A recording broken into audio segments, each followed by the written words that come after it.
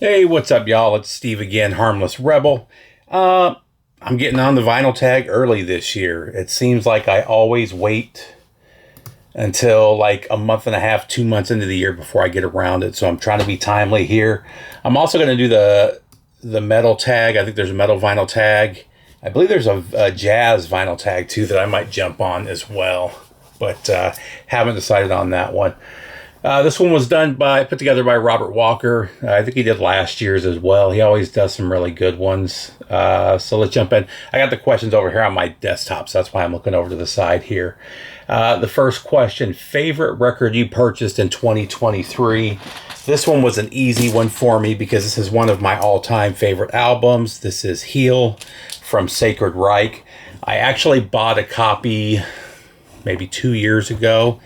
And unfortunately, it was in pretty rough shape when it arrived. It was sent from Australia, and the guy put it in a real thin mailer with one single insert. And the album was inside the jacket, and the jacket was damaged. It had seam splits when it arrived. It just arrived, and it just wasn't in the condition that he said it was, and that turned into a whole mess getting that replaced. But I did find a sealed copy I believe it was UK. I could be wrong. It was definitely from Europe, though, but I found a nice sealed copy in mint condition. So I'm glad to finally have this. I'll definitely be getting this one signed next time the guys come to town. I see them every time they come. Again, just one of my all-time favorite band, and a hometown band for me from Phoenix. So second question, the last record you bought. I actually got this the 30th. I believe the 30th. So at the very end of 2023. This is one that I found out about from, I don't remember who it was. I want to say it was Bit Bop Boom. But this is the Exploding Hearts. Really good album, not the best pressing. This is one done by Third Man, and they leave a lot to be desired, unfortunately. I'd like to find an original pressing of this, but now that they're becoming known, the prices are shooting up. Pretty tragic band. I believe this was 2001 or 2 when this was released. And right as the band just released this one album, it's punk, a little bit of punk, and a little bit of punk mixed with power pop. More heavy on the power pop than the punk. Really good though. They right when they were making a big name for themselves, they were starting to tour, do shows. Unfortunately on the road, and I believe they left San Francisco and they were headed home to Washington. The band was in a car accident and 3 of the 4 members were killed. I believe the bass player was driving. They're not sure what happened, but they believe that he fell asleep at the wheel, crashed the car. The guitar player and their manager were the only 2 that were in the van, I guess, in the van that survived. The other 3 members passed away. So that was the end of what was a very promising band that I think would have just gotten better and better. But if you're into punk or power pop, fantastic album. Definitely grab a copy of that. Let's see, a band or singer who released 2 or more albums in the same year. So, I'm not going to pull it off the wall. I'm going to go with Deep Purple. In 1974, they released both Stormbringer and Burn. Actually, I will pull it off the wall. I have a copy that's signed by Glenn Hughes that's on my wall, but these are the 2 albums that they released in 1974. This is a recent reissue that they did. He signed a bunch of them, and you could pre-order them for a couple bucks more. It wasn't much, maybe $5 or $6 more, signed by Glenn Hughes, so I had to get that. And then I believe this one is... No, this is a U.S. This is my U.S. pressing. I have a really clean original UK of this as well. A lot of people don't like this. I really like this one. Really underrated from the Deep Purple 70s albums. All right, next up. If you could only listen to music from one decade, which decade would you choose? That was a hard one for me. I love the 90s. the 80s and 90s were my formative years. The 80s would have been a great choice because I love the punk and the metal and a lot of the new wave and stuff from the 80s. But I have to go with the 70s, man. The proto-punk, the punk, the introduction of hard rock and heavy metal, that British blues from the early 70s. So much of what I listen to on a regular basis is 70s stuff. I love the 80s bands and the 90s bands. Don't get me wrong. Like I said, that's when I really grew up. But the stuff that I listen to the most is all from the 70s. So I'm definitely going to have to go with the 70s on that one. Let's see. Show a record by a band or singer from Manchester. I just kept that one simple. Went with the Smiths on that one. One of the biggest of the Manchester bands. Probably one of my favorite of the Manchester bands as well. I didn't like the Smiths in the 80s when they came out. I didn't like the sound. Morrissey's voice drove me crazy. I thought he just sounded monotone. I remember in the maybe 15 years ago or so, I found promo copies of all the Smiths albums. Tried to give them a chance again, and I still wasn't feeling it. I sold them for decent money a few years later. And I don't know what happened about 7-8 years ago. I ran across one of their albums for cheap. I was going to resell it. Decided to listen to it, and it really hit. And now I've got all originals of all their albums, and love them all. Play them pretty regularly. So there you go, Smiths. Next up, which band or singer did you listen to the most in 2023? So I pulled two for this.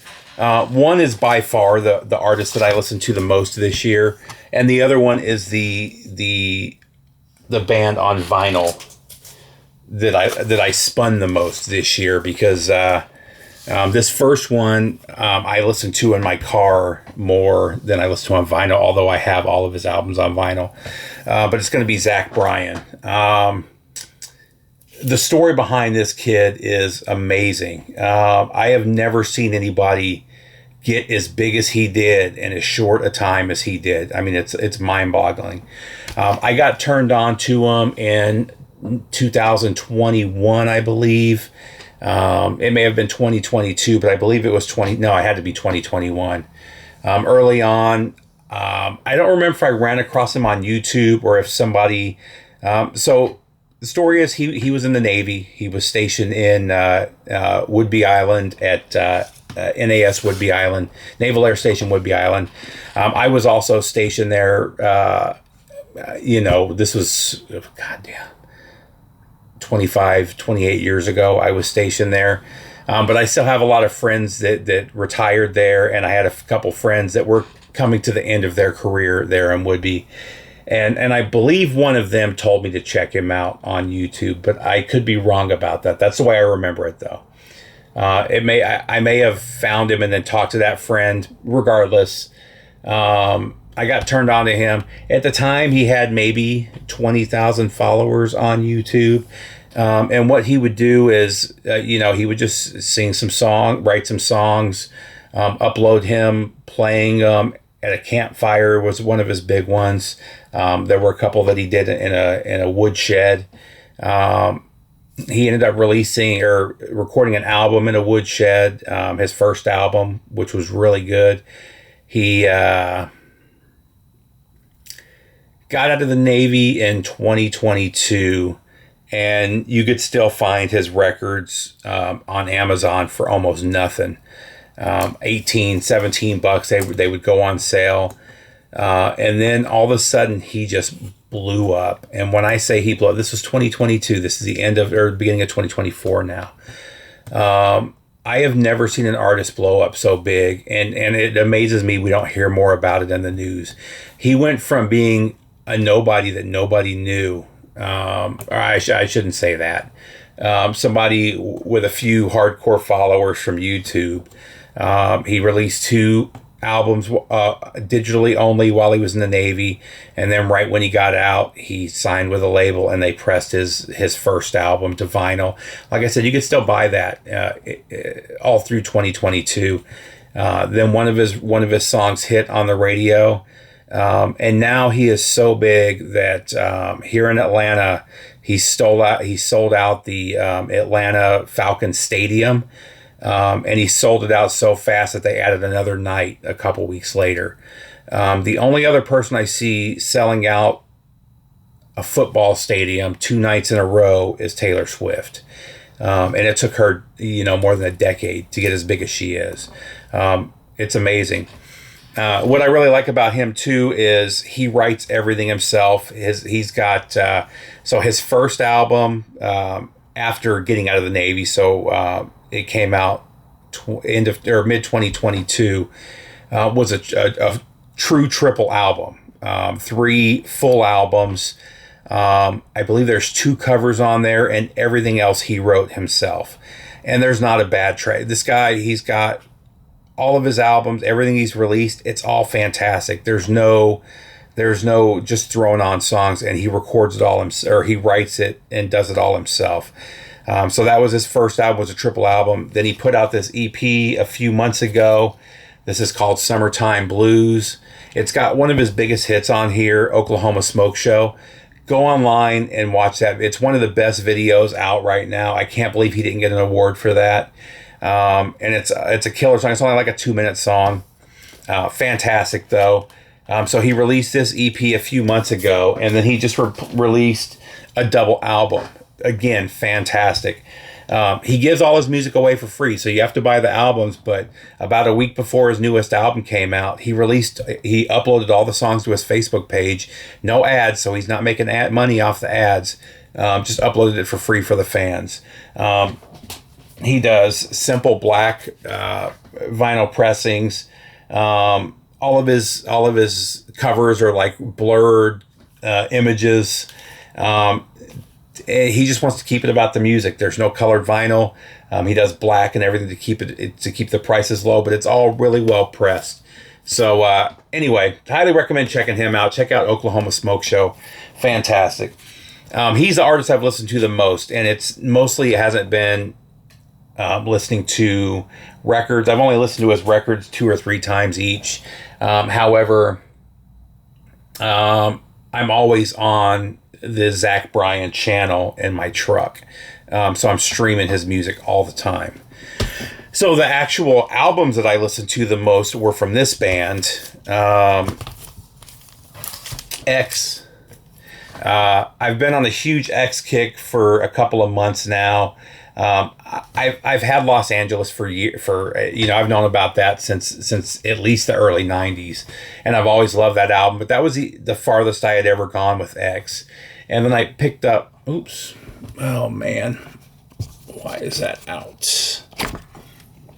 I picked up their double live. Hopefully the camera's still, that's crazy, it's plugged in, it should be charging up.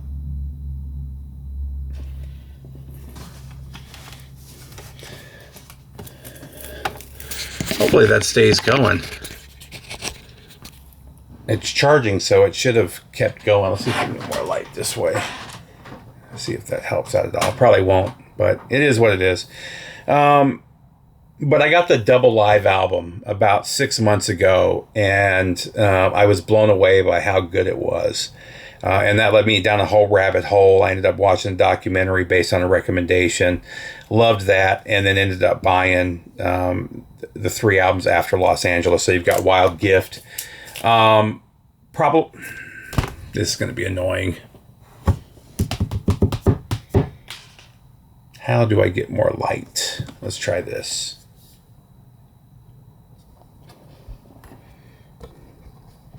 Hopefully that helps out a little bit. I don't know that it does. And we'll give that a minute to charge. Anyway, the X. Wild Gift, probably my favorite. Then Under the Black Sun. This is the one that most people kind of list as their best album, and I get it. A lot of different styles being pulled in here. You've got some punk, you've got some country, You got some rockabilly influence. I mean, it's all here, and it's fantastic. I get it. I like Wild Gift a little bit better. And then you have More Fun in the New World, which is a fantastic album. It doesn't get as much love. Am I mixing these two up? No, yeah. This one was more simplified. It's more a mix of punk with a little rockabilly influence. But the songs are not as dark as the three earlier albums. More radio friendly, I guess. And I think that's what they were going for with this one. But this is kind of considered the end of their best, the end of their great albums. This is a fantastic album as well, though. Highly recommend checking out all of the X stuff. Let's see. What is the next question? 7 inches. So let's go ahead and go with these. So we got 7. So here's some. I've got a huge stack here, or 2 huge stacks of 7 inches that I've bought in the last year that I just haven't gotten around to cleaning and listening to yet. So we've got Shoot That Focker. This is Iron Maiden. This is Tail Gunner and Holy Smoke live in 1990 at Wembley Arena. So very cool one there. Plasmatics and Motorhead, Stand By Your Man, and No Class.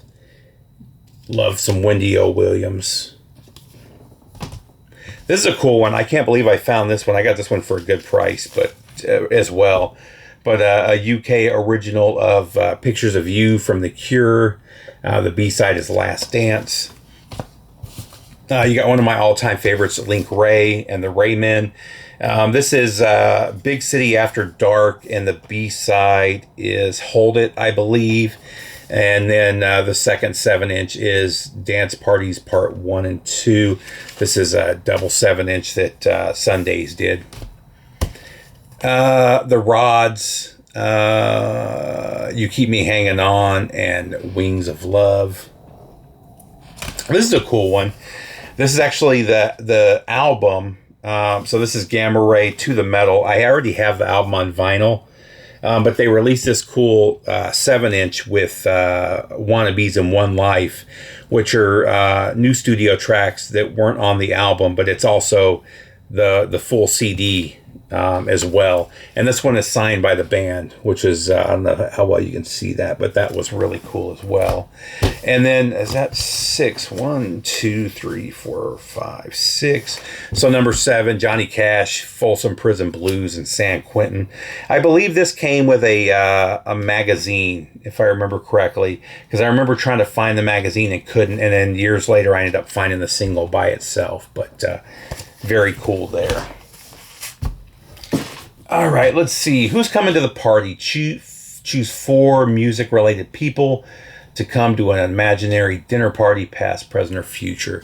I would go with Jimi Hendrix, Phil Lynott, Rory Gallagher, and Peter Green. You got 3 of the greatest guitar players of all time, guys that I am a huge fan of. And then also Phil Lynott, who is the lead singer of one of, if not my all-time favorite bands. Let's see. We lost them. Choose one musician who passed away in 2023.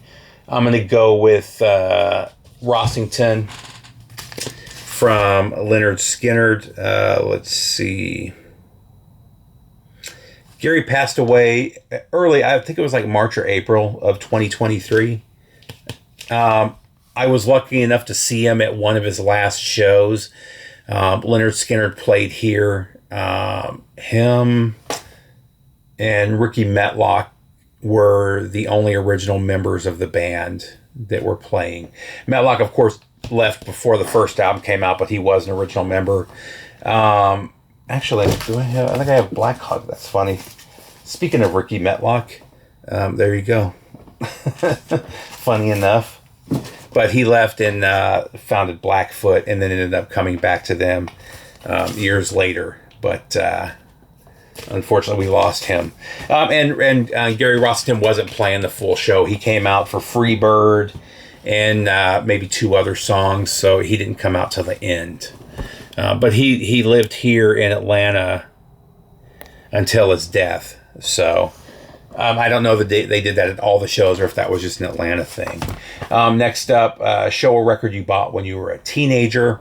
That was an easy one. This was one of the most listened to albums when I was like 13, 14 years old. I was 13 when I bought this. I bought it right when it came out, and I played it nonstop. But Motley Crue, Dr. Feelgood. Love this album. It never gets old. Love it. That and Shout at the Devil are the 2 Motley Crue albums that I listen to the most by far. Next up, a soul album and or a funk album. So I had to go with the greatest soul album of all time, What's Going On from Marvin Gaye. It doesn't get better than this. Is one of the greatest albums of all time. I love this thing beginning to end. This is the audiophile pressing that came out. The 45 RPM, I believe. Was this 45? This might be 33. I can't remember. Fantastic, though. This thing sounds amazing. I love this album. And then for funk, a little different one. The End Sound from Way Out from the Beastie Boys. I saw them on... Oh, man, this is going to drive me nuts. This light coming on and off. Oh, that's an expensive light, too. It drives me nuts. Anyway, I saw the Beastie Boys on the Ill Communication tour. And it was an amazing show. I've talked about it before. But they would do like 2 songs and then they would go into these crazy funk instrumentals. And they were so good live. People don't talk about how good of musicians these guys were. You know, it's always about the rapping and stuff, but they were fantastic musicians, and I was blown away by how good their funk instrumentals are. And they're all on here. You know, they had them on a couple of EPs. There were some from Paul's Boutique. They compiled all of those together into the End Sound from Way Out.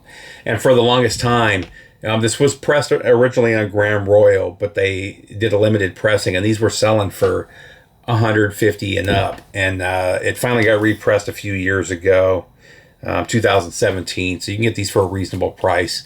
Highly recommend picking this up. What do we got next? Funk and soul. Show a record that you think everyone has, then show a record you think nobody has. So one that everybody has. It's one of those records that most people buy right away when they get into record collecting, and that's going to be Pink Floyd, The Wall. Pretty much everybody I know has this album. This is one of those albums. It doesn't matter if you're a jazz guy, a punk guy, a hip hop guy, a metal guy. This is just one of those albums that everybody has. Everybody seems to like. And then one that nobody has. I only know of one other person in the vinyl community that has this. And I got this from him. There were only 4 of them pressed. This is number 3 of 4. This is the test pressing for Hear What I Say from Deliverance. This is actually a rejected test pressing. The songs somehow ended up in the wrong order. So this was rejected. And then the final, they got another test pressing with the corrections. But it sounds fantastic. It's kind of cool to have one that was rejected where the songs are in the wrong order. It kind of throws you off because this is an album that I used to play a lot, and I know from beginning to end, and the fact that a couple of the songs are off or out of order, it catches me off guard when I listen to this, but still very cool to have. Next up, show She's Great, a record from a female artist you bought in 2023. I really got into Patti Smith this year. I've always known and liked the album Easter. I ran across a super clean white label promo of that album and bought it.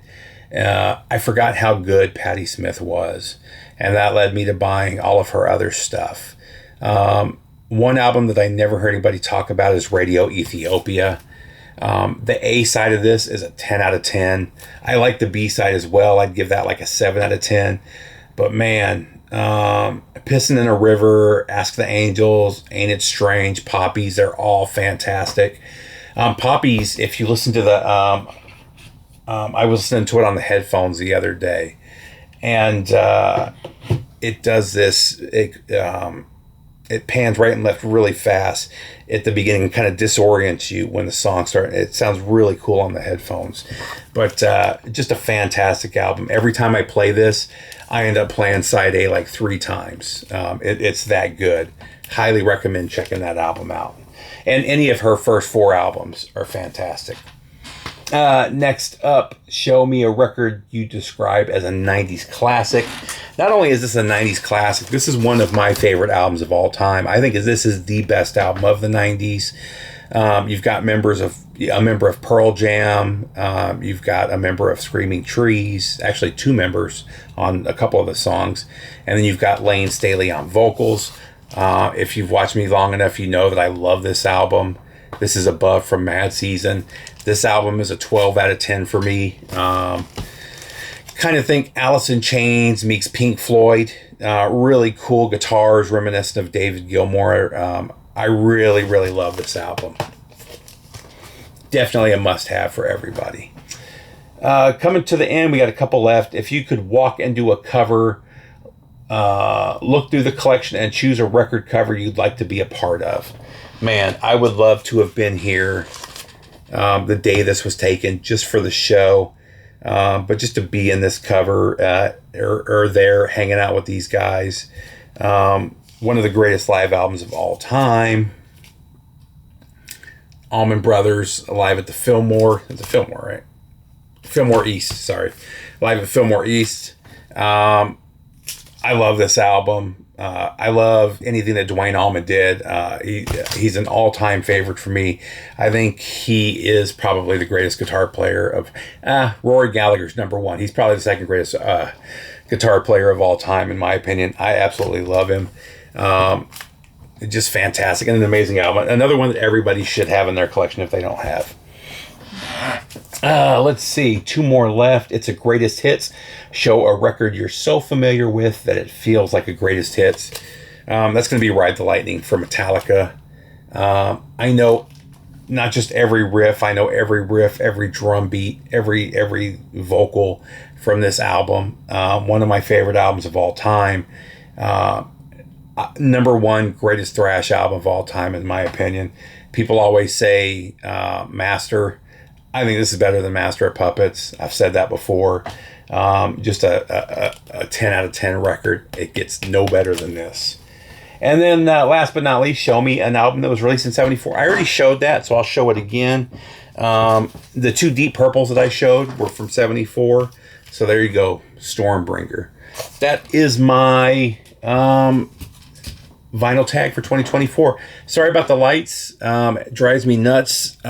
I thought this was charged up. I guess it wasn't. It is what it is. I'm not going to redo this because of that. I hope you guys enjoy it. Let me know what you guys think. Do the vinyl tag. It's a lot of fun. And take care of you. I'll see you soon. Bye.